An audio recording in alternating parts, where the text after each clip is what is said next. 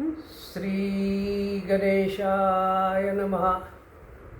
श्री सरस्वती नमः. श्री हनुमंताय नमः. ओम नमो भगवते वासुदेवाय. नमः पार्वतीपती. हर हर हर हर महादेव. आपण श्रीमद भगवद्गीतेचा अध्ययन करीत आहोत, अभ्यास करीत आहोत. या अगोदरच्या सत्रात आपण पाहिलं,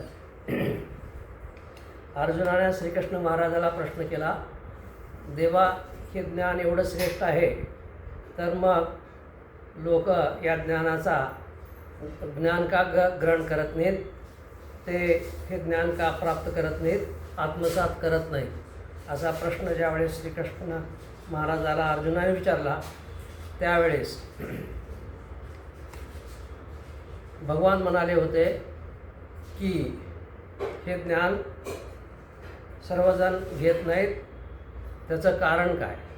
त्यांनी सांगितलं होतं की प्रत्येकाचा स्वभाव वेगवेगळा असतो.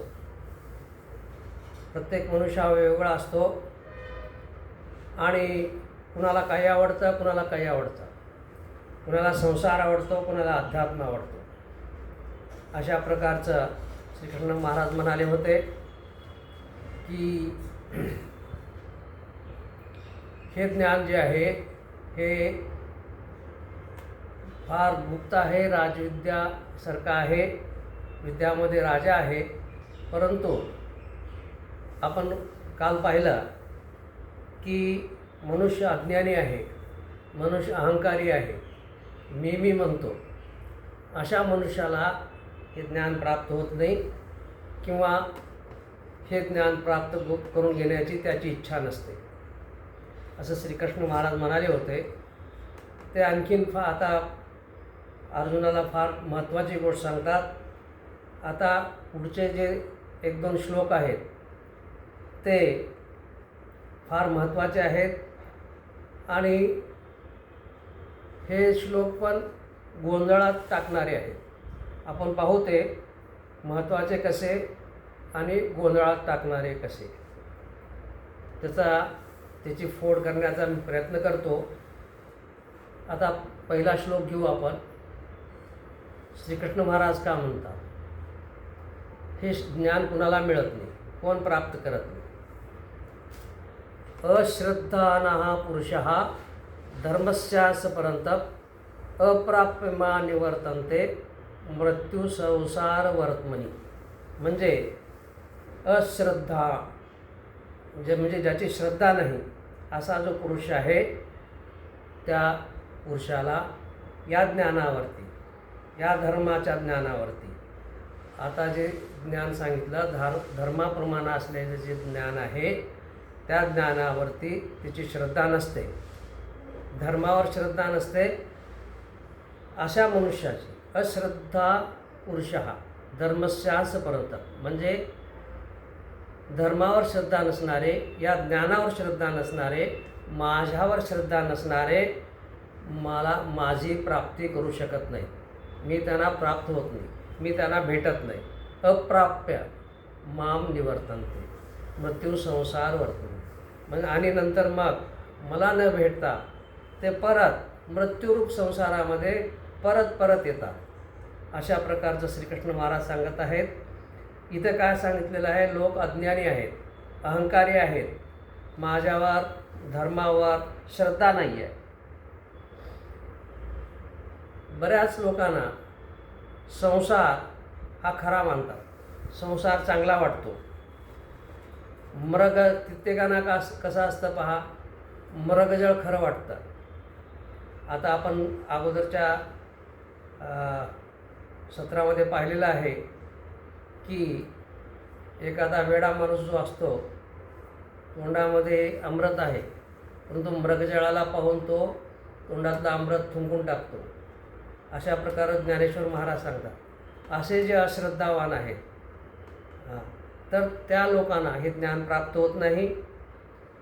गोचीड आपण उदाहरण घेऊन पाहिलं होतं की गोचीड स्तनाच्या जवळ असतं, गाई म्हशीच्या स्तनाच्या जवळ असतं, परंतु शुद्ध असलेलं पवित्र असलेलं असं दूध पित नाही.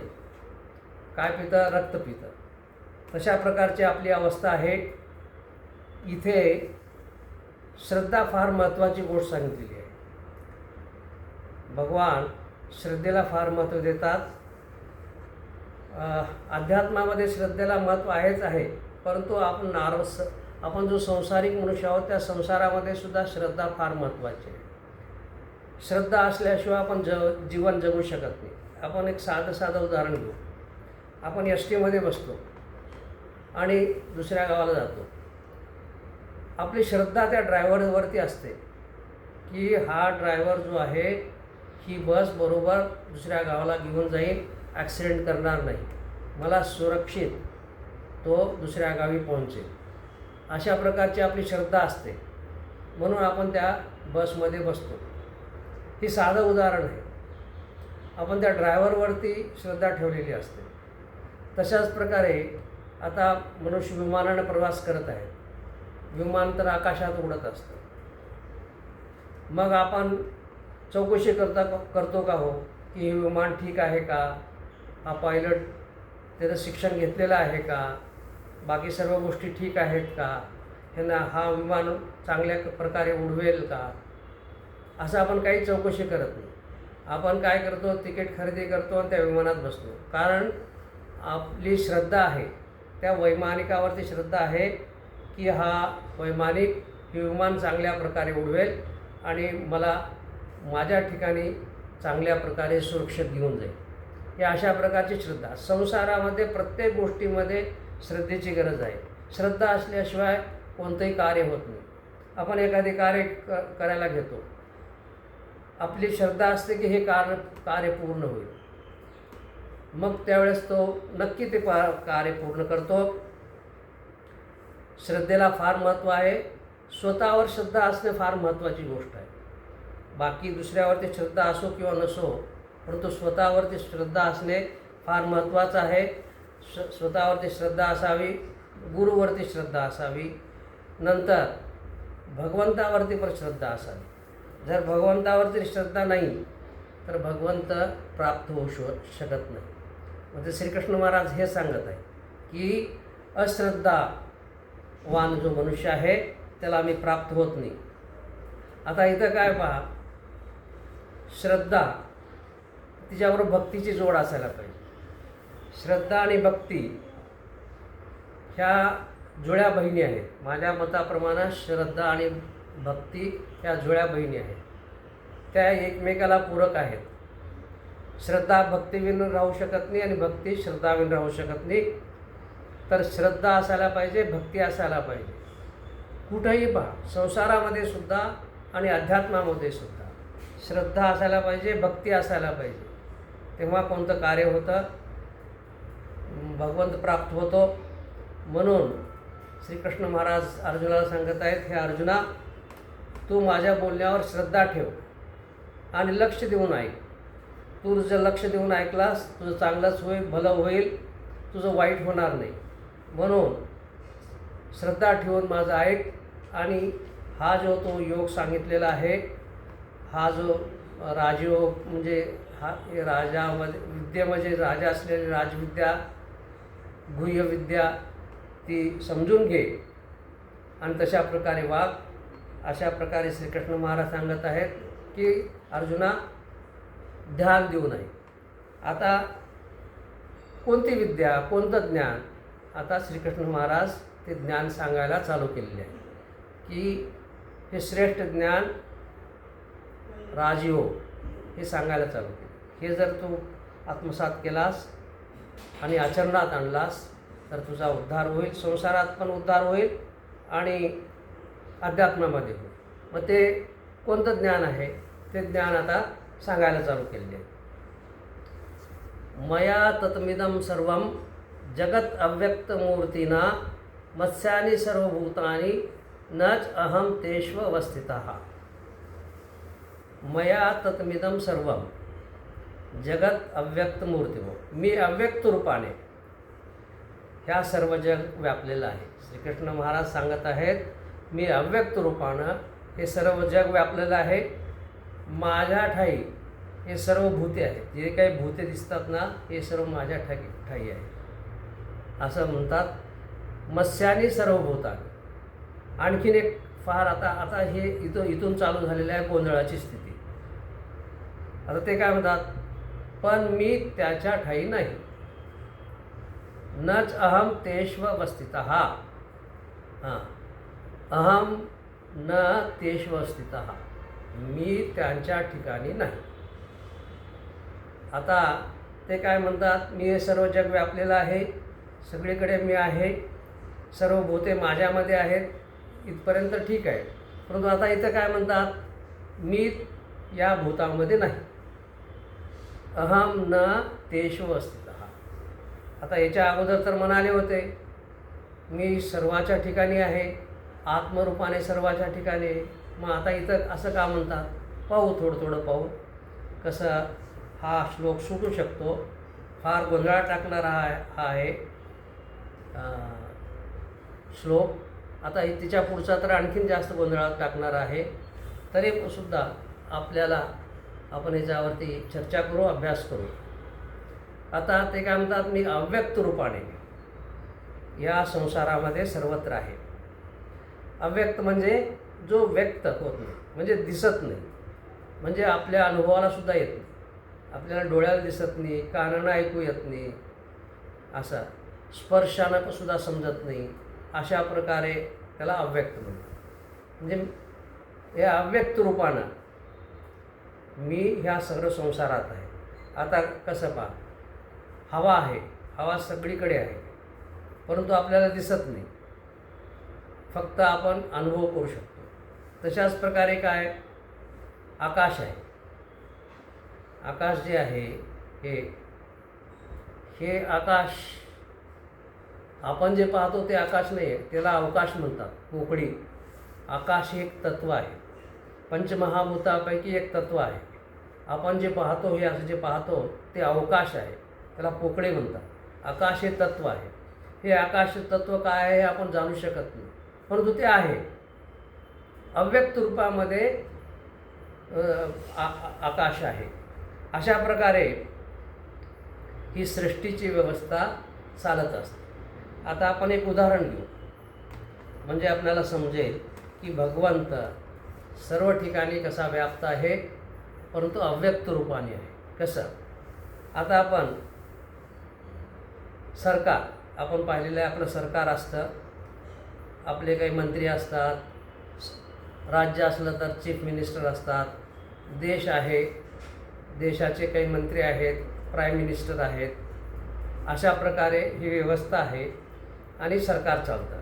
आता याच्यामध्ये सरकार कुणाला म्हणायचं, आपण याला असं म्हणू शकत नाही हा सरकार आहे, परंतु सरकार तर आहे, सिस्टम तर चालू आहे, सगळे कार्य तर चालतं, मग सरकार कुणाला म्हणायचं. आता आम्ही पण सरकारी नोकरी करत होतो, त्यावेळेस हा प्रश्न यायचा की सरकार कुणाला म्हणायचं, सरकार कोण. आता आपण म्हणालो की प्राईम मिनिस्टर फलाणे आहेत, ते सरकार आहे, म्हणून ते तर बदली होत राहतात. 5-5 वर्षानंतर किंवा आणखीन काही वर्षानंतर प्राईम मिनिस्टर बदलतो, प्रेसिडेंट बदलतो, मंत्री बदलतात, परंतु हे चाललेलं असतं, देश चाललेला असतो. काय, ती व्यवस्था. ह्या व्यवस्थेमुळे एक सिस्टम आहे, एक प्रणाली आहे. ह्या प्रणालीला, ह्या व्यवस्थेला सरकार म्हणायचं. परंतु पर्टिक्युलरली आपण असं बोर्ड दाखवू शकत नाही, हा मनुष्य म्हणजे सरकार. तशाच प्रकारे हे जग, जसं देश चालतं तसं हे जग चालत आहे. जगामध्ये बऱ्याच गोष्टी दिसतात की हे असं होतं, तसं होतं. कसं होतं, काहीतरी एक प्रणाली आहे, काहीतरी एक तिच्या मागे तत्व आहे, एक सिस्टम आहे. त्या सिस्टमलाच म्हणायचं की हा भगवान. म्हणजे तो अव्यक्त रूपाने, ज्या प्रकारे सरकार दिसत नाही, मी काय सांगतो पहा, ज्या प्रकारे सरकार म्हणजे कोण आहे ते समजत नाही, पर्टिक्युलरली एक मनुष्याकडे बोट दाखवू शकत नाही, तशाच प्रकारे हाच भगवंत आहे असं म्हणू शकत नाही. परंतु हे सृष्टी, हे जग चालू आहे. एक प्रणाली आहे, एक सिस्टम आहे, तर त्याला आपण भगवंत म्हणू शकतो. बाकीच्या गोष्टी, प्रकृती आहे, जग आहे, अस्थिर आहे, हे बदलत राहतं. परंतु जे बदलत नाही, आता जग आहे, सृष्टी आहे, आपण पाहत असतो. कालची परिस्थिती आज नाही, आजची परिस्थिती उद्या राहणार नाही. अशा प्रकारे जग बदलत आहे. परंतु ह्याच्या मागे जे एक सिस्टम आहे, तत्व आहे, कार्यप्रणाली आहे, ती बदलत नाही. त्याला आपण भगवंत म्हणू शकतो. म्हणजे जिच्या शक्तीनं, जिच्या आपण म्हणतो की मनाप्रमाणे त्या ही जी प्रणाली चालते, हे जग चालतं, तर ज्याच्या शक्तीनं हे जग चालतं, ती शक्ती म्हणजे जग, तर ती शक्ती म्हणजे परमात्मा. परंतु मग हा परमात्मा दिसत का नाही? अव्यक्त आहे, दिसत नाही. जसं सरकार दिसत नाही, तसा हा परमात्मा दिसत नाही. आता आणखीन एक उदाहरण घेऊ. अव्यक्त म्हणजे भगवंत कसा आहे तो. आता आपण दागिने पाहतो, स्त्रियाचे दागिने, पुरुषाचे दागिने वेगवेगळे. अंगुठी आहे, नंतर पाटल्या आहेत, बिलवरं आहेत, माळ आहे, लॅकेट आहे, असं बरंच आहे. आपण का पाहतो? ते दागिना पाहतो, त्याचं डिझाईन पाहतो, हे कसं आहे, का आहे. परंतु तिच्या मागे एक तत्व आहे. ते तत्व म्हणजे सोनं. आपण सोनं पाहत नाही. दागिना कशा प्रकारे आहे, सुंदर दिसतो का, असं दिसतो का, पण तिच्या मागे जे तत्व आहे, सोनं एक आहे. ते सोनं बदलत नाही. दागिने बदलत राहतात, पण सोनं बदलत नाही. तशा प्रकारे भगवंत आहे. जग बदलत जातं, परंतु जे बदलत नाही, जे परंतु अव्यक्त आहे, त्याला काय म्हणायचं? भगवान म्हणायचं. आणखीन एक उदाहरण घेऊ. आपण सिनेमा पाहतो का? एक पडदा असतो, त्या पडद्यावरती सिनेमा चालू असतो. सिनेमा पाहत असतो, वेगवेगळे चित्र येतात, हे येतात. मग तिच्यामध्ये त्या सिनेमामध्ये बऱ्याच गोष्टी घडत असतात. आग लागत असते, पूर येत असतो, सगळं काही होत राहतं. खून होत असतो, डकेती होत असते, प्रेम होत असतं, बऱ्याच गोष्टी त्या सिनेमामध्ये होतात. परंतु त्याचा परिणाम त्या पडद्यावरती होत नाही. आणि आपण का पाहतो? आपण सिनेमा पाहतो, तिच्या मागचा पडदा आपल्याला माहीत नाही. परंतु त्या पडद्यावरतीच हे सगळं सिनेमा चाललेला आहे. मग हे सिनेमा म्हणजे काय? हा संसार आहे. आणि पडदा म्हणजे काय? भगवंत आहे. भगवंत अधिष्ठान आहे.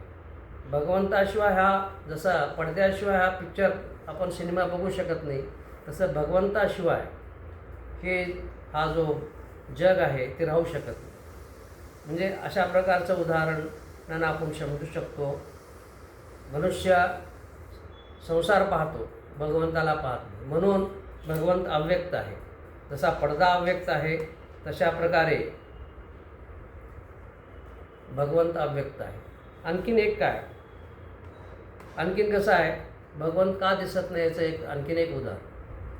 आपण जे ज्ञान घेतो, पुरुष जे ज्ञान घेतो, तो ज्ञान कशानं? पंच ज्ञानेंद्रियाने घेतो. डोळे आहेत, कान आहे, नाक आहे, जीभ आहे, त्वचा आहे, ह्याच्यानं आपण ज्ञान ग्रहण करतो.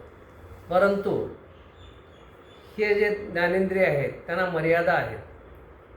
आपण सगळं दृश्य बघू शकत नाही. आपले डोळे सगळे दृश्य बघू शकत नाहीत. अंधारात आपण बघू शकत नाही. जसं मांजराला अंधारातलं दिसतं, पण आपणाला दिसत नाही. म्हणजे आपल्या डोळ्याला काही मर्यादा आहे. तसंच कानाला सगळ्या फ्रिक्वेन्सीचा आवाज आपण ऐकू शकत नाही. काही गोष्टी फक्त ऐकू शकतो. नंतर श्वास घ्यायचा, वास घ्यायचा, जीभ आहे, ही रसना, त्याच्या पण मर्यादा आहे. भगवंत असा आहे की आपल्या इंद्रियाच्या पलीकडे, आपण जे इंद्रियानं ज्ञान ग्रहण करतो तिच्या पलीकडचा आहे तो इंद्रियानं जाणू शकत नाही. आपण ह्या पंच ज्ञानेंद्रियानं भगवंताचं ज्ञान घेऊ शकत नाही. म्हणून आता इथे पुढे येईल, श्रीकृष्ण महाराज ज्यावेळेस आपलं स्वरूप दाखवणार आहेत अर्जुनाला, त्यावेळेस म्हणतात, हे अर्जुना, मी एवढा माझं रूप असलं आहे की तुझ्या इंद्रियाने तुझ्या डोळ्याने हे बघू शकत नाहीस, म्हणून मी तुला दिव्यदृष्टी देतो. तू दिव्यदृष्टी घे, तेव्हाच तू माझं स्वरूप बघू शकतोस. म्हणजे की आपण जे पंचज्ञानेंद्रियानं जे ज्ञान ग्रहण करतो तिच्या पलीकडचा भगवंत आहे. अशा प्रकारची भाषा श्रीकृष्ण महाराज सांगत आहेत की मी का लोकांना दिसत नाही. अव्यक्त रूपाने मी सर्व ठिकाणी आहे, सर्व भूते माझ्या ठिकाणी आहेत, परंतु मी का दिसत नाही. याचं मुख्य कारण की मी ह्या तुमच्या पंचज्ञानेंद्रियाच्या पलीकडचा आहे, म्हणून तुम्ही मला या गोष्टी मला पाहू शकत नाही. अशा प्रकारचे श्रीकृष्ण महाराज सांगत आहेत अर्जुनाला. आणखीन ते काय म्हणतात, मत्स्यानी सर्वभूतानी, म्हणजे माझ्या ठिकाणी सर्व भूते आहेत, परंतु अहम तेषु न अवस्थिता, परंतु मी त्यांच्या ठिकाणी नाही. आता तर म्हणाले होते, ज्ञानेश्वर महाराज म्हणाले होते की मी सगळ्याच्या ठिकाणी राम म्हणून आहे हृदयात, आणि आताच म्हणतात लगेच की मी तुझ्या ठिकाणी नाही. हे का गोड बोंगाल आहे. हिच्यावरती बरंच विश्लेषण झालेलं आहे, बरेच ज्ञानीपुरुषाचा गोंधळ उडालेला आहे. आपणाला बघू, आपणाला जेवढं समजेल तेवढं ह्याची फोड करण्याचा मी प्रयत्न करेन. त्याच्या पुढच्या सत्रामध्ये याचा विस्तार करण्याचा, याची फोड करण्याचा प्रयत्न करेन. माझं एखाद्या वेळेस चूक असू शकेल, परंतु मला जे वाटलं ते मी माझ्या ह्याच्याप्रमाणे ह्या अहम तेषु न अवस्थिता या वाक्यावरचा फोड उल्लेख, विश्लेषण हे पुढच्या सत्रात करू. हे सत्र इथेच थांबवतो. ओम नमः शिवाय. नमः पार्वती पती हर हर महादेव. ओम शांती शांती शांती.